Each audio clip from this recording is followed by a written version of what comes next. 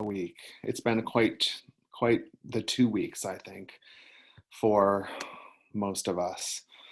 Um, so many of us now have been at home, um, and it's just been a lot. It's been a lot to be home for this amount of time, and yet we know that in other parts of the world, not so far away in New York City, um, things are even more difficult than just staying at home and having to figure out what to watch on Netflix. And I know our lives are more complicated than that, but sometimes I've been having such complicated feelings about how to be with all of this, and I'm wondering if some of you have too.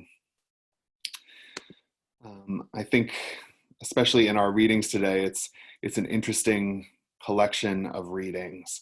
It's readings that prefigure Easter, and it's a little hard to get into that Eastery place for me. I don't know about for you. In some ways, I think we're much more in the place of the whole house of Israel, who in Ezekiel is quoted as saying, "Our bones are dried up and our hope is lost. We are cut off completely." I think that is how many of us are right now. Our bones are dried up and our hope is lost. We are cut off completely. But just a line later, God says, "I am going to open your graves and bring you up from your graves." And so somehow the feeling of our bones are dried up and our hope is lost and we are cut off completely always comes together with, "I'm going to open your graves and bring you up from your graves." And that maybe for some of us is not quite where we are. And that is a difficult thing to reconcile in our spirits, the promises of God and the feeling of the present moment. But I want to spend most of my time today on the Gospel of John, because this gospel passage has always made me really upset. And it's made me really upset because Jesus does not go right away. Jesus holds back. Jesus stays where he is for 2 days after hearing that Lazarus was sick. That's always been something that's so difficult for me to understand. And in the scripture text, it says, "This illness does not lead to death. Rather, it is for God's glory, so that the Son of God may be glorified through it." That seems confusing to me. That doesn't seem to have anything to do with human healing and wholeness. And it's confusing to me that Jesus does not go immediately. That does not feel like the Jesus that I want to know and believe in. But Jesus does go. And so I think that the piece of this text that stands out so clearly to me in these times that we're living in is this part. Hear again these words from John's Gospel. "When Mary came where Jesus was and saw him, she knelt at his feet and said to him, 'Lord, if you had been here, my brother would not have died.' When Jesus saw her weeping, and the Jews who came with her also weeping, he was greatly disturbed in spirit and deeply moved. He said, 'Where have you laid him?' They said to him, 'Lord, come and see.' Jesus began to weep." I think there is something about this weeping that is really vital to this moment. Jesus doesn't weep much in the Bible, but Jesus weeps here. And Jesus' weeping is begun by the weeping of others. Jesus begins to weep when he sees Mary and her friends weeping. He was greatly disturbed in spirit and deeply moved, and he began to weep. I think in moments like these, we so often want a God who could come and intervene and change everything.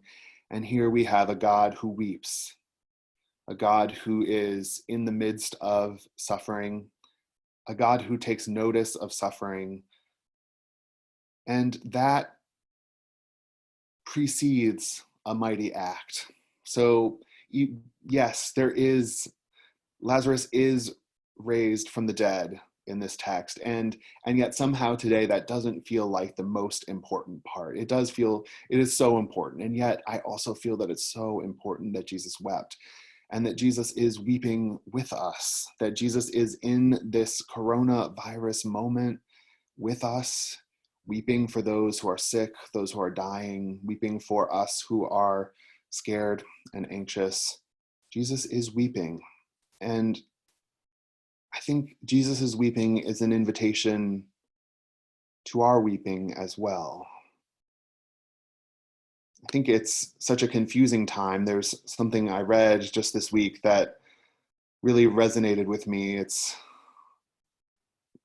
a woman reflecting on this state of affairs we're in, and she says, I'm watching everybody else and how they're dealing with all of this right now, utterly mystified as to how in the hell they're doing it. It being the earnest optimism, the rigorous self-care, the overnight reinvention of their daily routine, the graceful settling into the new normal, the creative socializing, the witty memes, the gratitude lists, the dedicated at-home workouts, the general appearance of doing pretty okay. This is all both beautiful and baffling to me. The ingenuity and strength, where are they getting it? Why can't I find mine? Am I pessimistic? Are they naive? Shouldn't I too be finding silver linings and ways to thrive, to make the most of the situation, to rise to the occasion instead of just getting by? Maybe this writer too needs to know that it would be okay to weep, that we don't have to try so hard in this moment to make everything okay. It is not okay. People are dying. It is terrifying. Jesus weeps. We can weep too. And I think we need to weep because there are many who will come out of this. There are many who will come out of this, not only those who heal from coronavirus, but those who come out of this without a job, those who come out of this losing their housing, those who come out of this with all manner of consequences. And they will come out of this. Jesus will call them out of it, just as Jesus called Lazarus. So many of us will come out of this moment. And yet some of us have to be ready to help unbind them. Because when Lazarus comes out of the tomb, Lazarus's death clothes are still hanging from his body. And Jesus says, unbind him and let him go. And so I wonder if for us to be ready to help unbind those who are most hurt by this moment in our collective life, we have to weep. We have to weep so that we can be ready to be unbinders of those who are coming out of the tombs. I think that is our calling. Our calling is in some ways to find a way to weep in this moment, not just to keep on getting by and finding silver linings.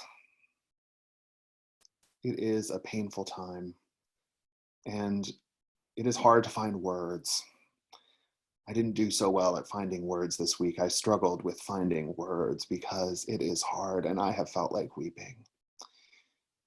And so I encourage you, if you are not much of a crier, if you are a person who's always pushing through, to let yourself enter into a different emotional space sometime this week.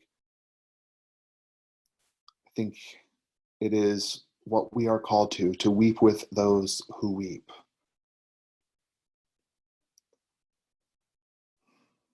You're supposed to have a good ending to a sermon. I'm not sure I do, other than let's weep. Let's weep with Jesus. Let's weep with those who are sick, those who are dying, those who are caring for them, all of the medical professionals. Let us weep. That is, maybe it seems like so little, and maybe it is something. Maybe it is more than something. So I invite you to that spiritual practice this week, to weep tears with Jesus. Amen.